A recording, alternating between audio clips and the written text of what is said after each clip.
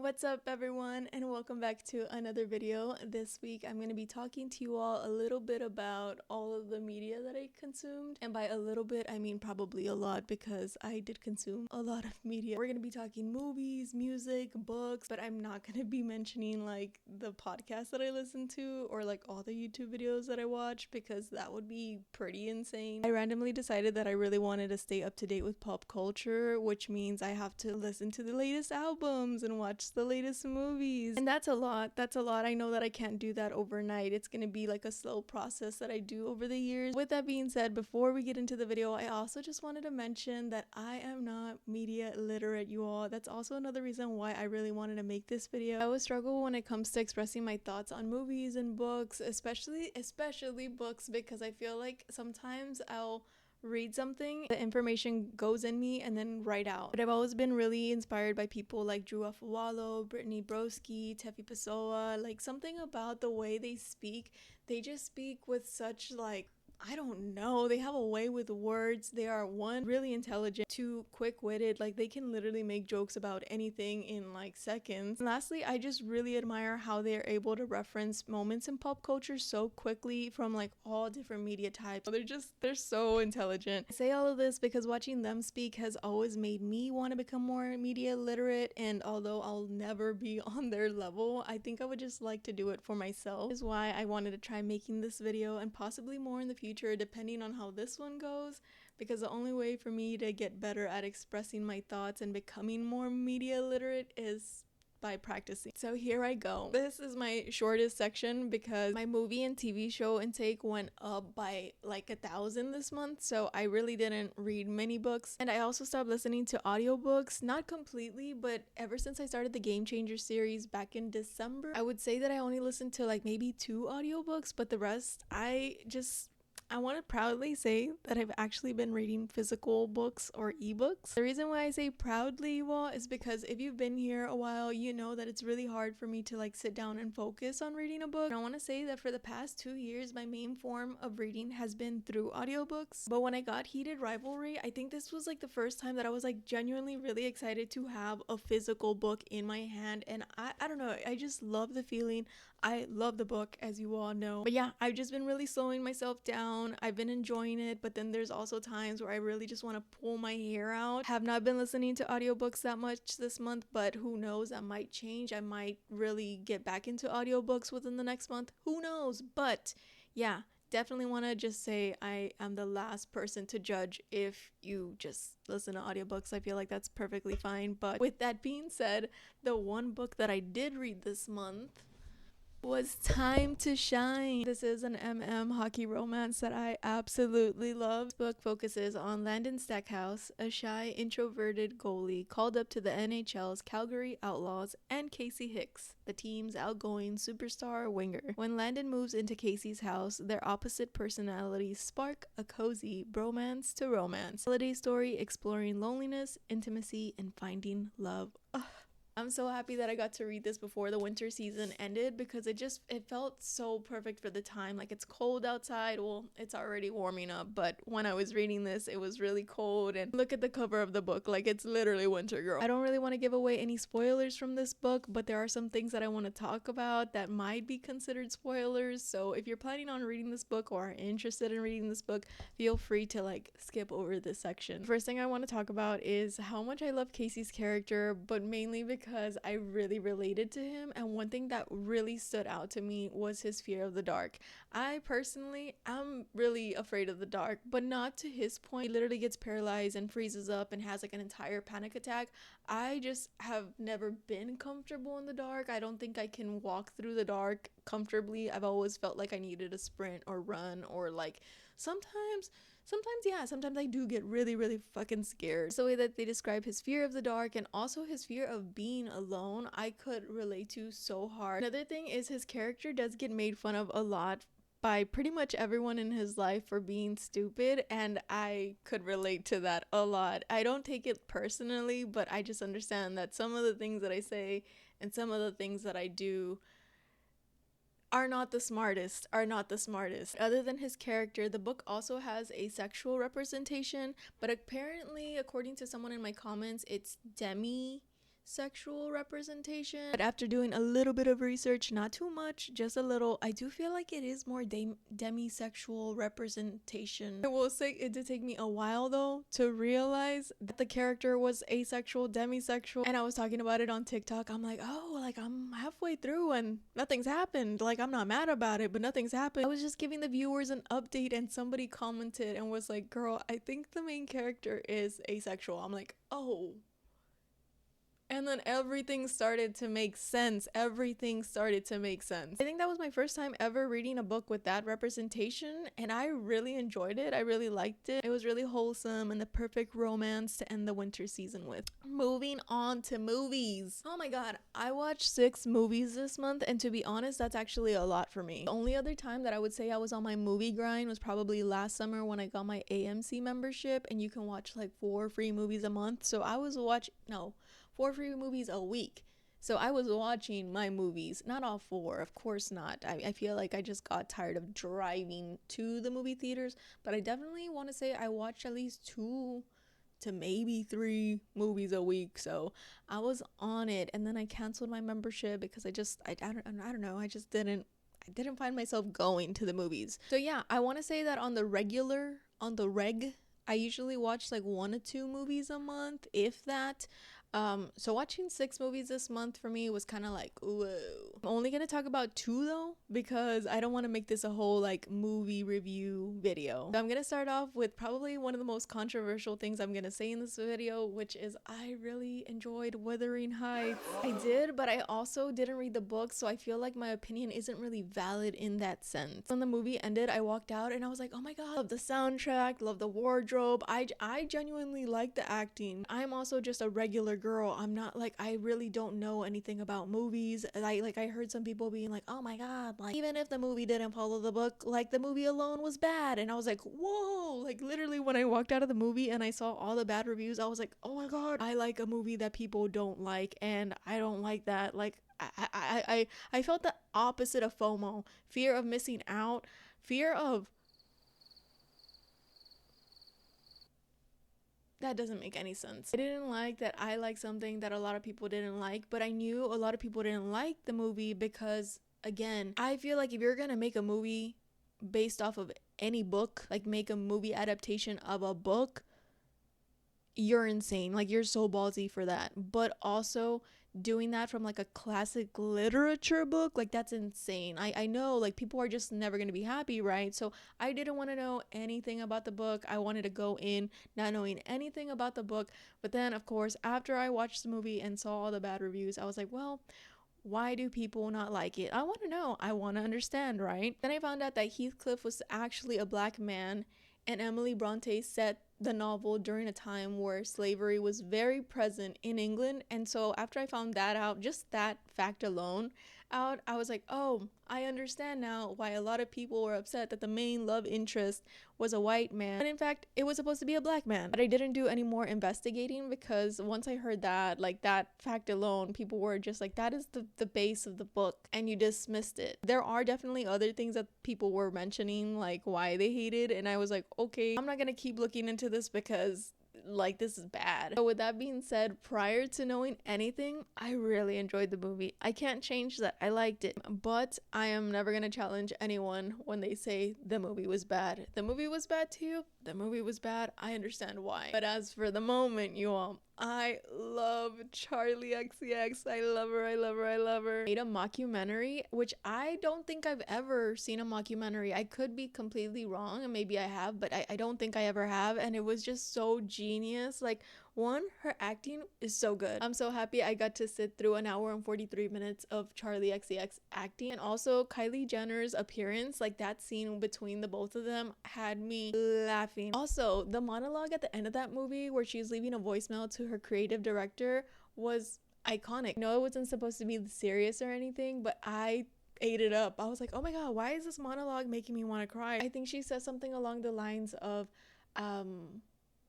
what did she say? Let me look it up. I found the quote. It says, I know it's not really chic to be the last one at the party, but I think I hate going home. Yes, when she said that, I literally had to stand up. I didn't stand up, but I had to stand up mentally and just clap because I was like, I Me too, girl. Me too. Well, actually, not really. I do enjoy going home, but sometimes I do feel that. I can't believe I almost forgot to mention that I love the camera work. I know a lot of people didn't enjoy it, or like not even a lot of people. I saw like one person, or actually I saw two people complain about the camera movement because they got like queasy, like they have sensitive stomachs and they can't deal with motion, like they get motion sickness. There you go. It really made me feel overwhelmed, and I was like, oh my god, is this what celebrities or like people in the public eye feel like all the time? For example, there's a really funny scene. It's probably one of my favorite scenes in the movie. She's having a really hard morning and she's in her car with her driver, and then the driver goes, oh, you're a singer, do I know any of your stuff, what's your name? And she's like, oh, Charlie XCX, I love it, with Iconopop. And he looks up her song on YouTube and starts playing it. I'm like, if someone were to play my music video right in front of me when I'm already having a really shitty day, I'd be like, cut the cameras. And then after that, she's just like, she's so ready to get out of the car. Like she needs to get out. As soon as she opens the car door, there's a whole bunch of fans outside flashing their cameras at her and asking for a picture. I'm like, oh, you genuinely never know what people are going through like prior to seeing them. So I feel like we see a lot of celebrities stepping out of their car and you're like, oh, like they were relaxed, they were on their phone, like they're just getting off, like can we get a picture? But it's like, you do not know. They could have literally been so stressed in the car and they get off to a whole bunch of people flashing their cameras in their face. That's insane. That's intense. And I don't know, I really like that aspect of it.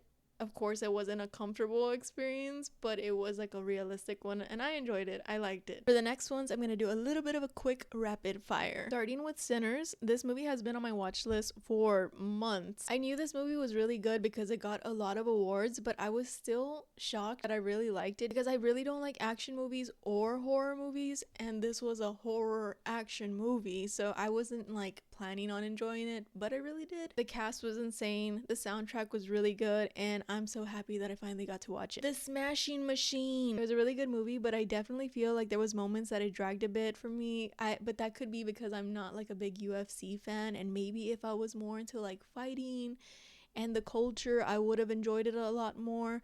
But I'm really happy that the story was told. I also love how at the ending there's a clip of Mark Kerr, the actual fighter, just like walk into his car after the grocery store. It was just a cute little moment. Lastly, I watched Sorry Baby on a night that I was feeling pretty sad because sometimes when I'm sad, I like to listen to like sad music, watch a sad movie. Obviously, when I'm really going through it, I don't do that. I decided to watch that movie when I was really sad, and let's just say it was a big mistake that I did that. And I lied. The last movie I watched was not even going to be on this list, but I just watched it yesterday, so now it's on the list, is The Running Man. Such a good movie. Not gonna say anything other than that. Such a good movie. Really enjoyed it. Television. There was a week where we literally binge watched TV on accident. Valentine's weekend, me and Martin just stayed home and watched movies and TV shows. The first show that we accidentally binge watched was Bridgerton season 4 because there was only 4 episodes out. I think the rest of the episodes come out on Thursday. When a show is more than like 30 minutes long, we'll like slowly watch it, like maybe an episode a day. But we started Bridgerton and Martin just kept pressing next and next, and I saw the sun go down and I'm like, are we binge watching this? Are we watching all of this? Because we were already on episode 3 and he pressed next. I'm like, oh, okay, I guess we are.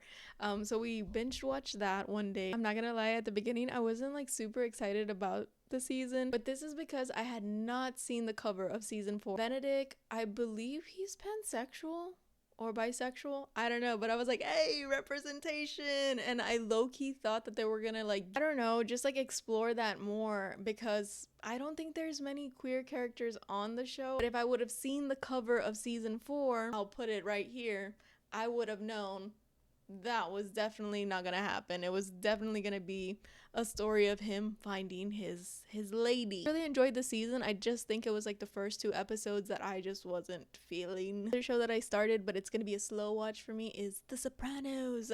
We have HBO, and so I said like, sure, let me just start this because I've just seen so many Tony Soprano TikToks on my feed and I'm like, he's kind of funny, I want to watch the show. So I started that. And the last show that I started, I cannot believe I've started 3 shows this month. That's insane. It was The Night of Seven Kingdom, which I just found out yesterday that the season's done. We watched the last episode and I didn't know it was the last episode until today. I was talking to Martin about it. I'm like, oh, that last episode was so good. Like, I cannot wait till this Sunday. Like, I can't wait for the next episode. And he's like, what do you mean? I'm like, what do you mean? He's like, what next episode? Like, that was the last episode. I'm like, you didn't tell me that. You didn't tell me that. He didn't tell me that. Martin said it's like a spin-off of House of Dragons and Games of Thrones, which I've never seen. He really wanted me to watch it, and I was like, sure, because he always watches shows that I ask him to watch. Like, he watched all of Gossip Girl with me and like a whole bunch of other shows that are very, very long. So I was like, yes, I will watch this one season with you. And it's good, you all. It is so good. If you have HBO, definitely watch it. I'm so mad that I already watched the last episode. Ugh. I start watching House of Dragon, might start Game of Thrones, one of those. I'm not so sure if like which one I should watch first. Martin said I could watch either one, but I told him I'm kind of bummed because I specifically remember when Game of Thrones ended, because at my old job, all of my coworkers around me could not shut up about how shitty the ending was. Like, I don't remember what the ending was. I just remember them being like, oh, what? Like, I can't believe they ended it like that, blah, blah, blah, blah, blah. And so I was like, oh, I'm never watching that show. But he said I should definitely give it a watch. Like, it's still worth watching. I guess on that note, if you all have seen any of the movies or shows that I've mentioned here, let me know how you feel about them down below. Also, let me know if I should watch House of Cards. House of Cards? That's not it. Game of Thrones or House of Dragon. Sorry. Let me know your thoughts on them. I'd love to hear how you all felt about them. Last section, music. If you all made it this far, thanks so much. Go ahead and give this video a like. Smash that like button, you all. I'm gonna go ahead and give you 2 seconds to do that. Thank you. I did want to stay up to date with new releases. Like, I even googled like albums releasing and songs releasing in February, and I wrote them down, and somehow 2 albums just went over my head. One, didn't know that Joji released an album, and I love his music. So I was like, what the heck? How did I miss that? How did I not find out until literally 2 days ago? The Neighborhood, I completely forgot that they also released an album, and also Hilary Duff. So those are 3 albums that I have either not listened to or just listened to once. But the albums that I did listen to and had on repeat a lot were How Did I Get Here by Louis Tomlinson, Don't Be Dumb by A$AP Rocky, and Debí Tirar Más Fotos by Bad Bunny. Oh my god, that one is like year round for me, but just specifically this past month because his performance at the Super Bowl and also him winning album of the year at the Grammys, like insane. It was just like Bad Bunny just brought like the biggest smile to my face this past month, and so I just had him on replay. I just wanted to go over a few of the songs that I really loved on each album. For Louis Tomlinson, I loved On Fire,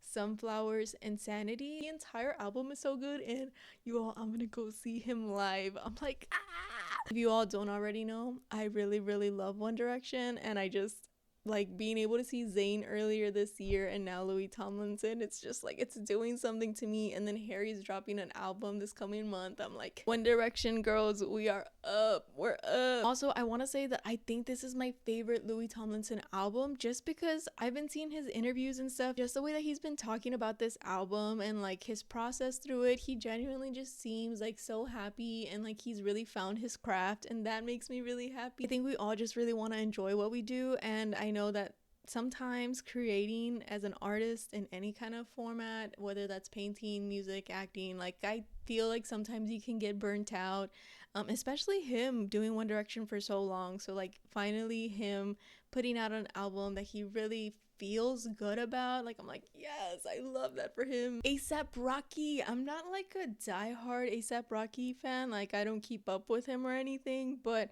I thought I'd check out this album because I do like a few of his songs, and this album, so good. Like I think this has to be my favorite A$AP Rocky album. I could be wrong. I like definitely should listen to his other albums all the way through before I make that statement, but I want to say that it is my favorite album. My favorite songs on it were Playa, No Trespassing, and Stay Here for Life. Lastly, Debí Tirar Más Fotos by Bad Bunny. I love this album so much. And because this album is year-round for me, I feel like my favorite songs on this album are always changing. So for this month specifically, the songs that I was really into that were definitely on replay were Baile Inolvidable. Baile Inolvidable. Why do I sound like a lotería card? Baile Inolvidable. El Borracho. La Rana. Perfumito Nuevo and El Club. That is it, you all. That's all the media that I consumed, or a majority of what I consumed this month. I'm not gonna lie, you all, I had a lot of fun making this video. I definitely feel like I want to do this again for March, but a lot of stuff is happening this coming month and I do want to talk to you all more about it. Maybe I might do that in the next video, but we are planning on moving. That's all I'm gonna say. I'm not gonna talk about it too much, but that is happening. So I don't know if I'm gonna have time to like consume a lot of media, like watch a lot of shows, even read, pretty much do anything, because I feel like moving's gonna be a lot. I just don't know when exactly we're doing it. Like, we're still working on the like specifics. So let me know down below if you all like this video, because I really liked it and I'm definitely gonna do it again. And I also just miss doing like a sit down video. It's been a long time since I've done one of these. I guess that is the end of this video. I don't have much more to say. If you all want to stay up to date with me and see what I'm up to, make sure you check the description for my socials and whatnot. But other than that, thank you so much for watching. Let me know what your favorite movie or your favorite show or your favorite media that you consumed was this month down below. Love you all. See you next time in another video. Bye. I need to drink water because I did so much talking, you all. Like, I don't think you all understand how much work goes on behind the scenes. Like, I really have to just sit here and speak, no breaks. I do take breaks, but not as many as I should, so